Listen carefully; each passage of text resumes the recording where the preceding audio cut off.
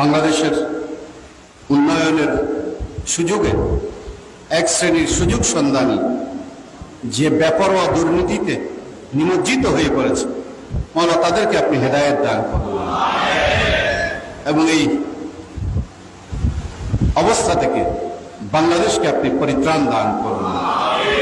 এই দুর্নীতি মুক্ত বাংলাদেশ গড়ার যে চেষ্টা, সেই চেষ্টাকে আপনি কামিয়াবি দান করুন। মওলা,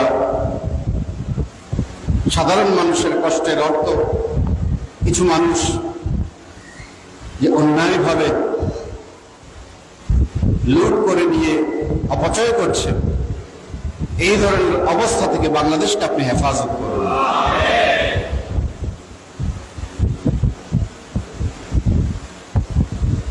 আমাদের গুনাহ খাতা ক্ষমা করুন, আমাদের ভুল ত্রুটি ক্ষমা করুন।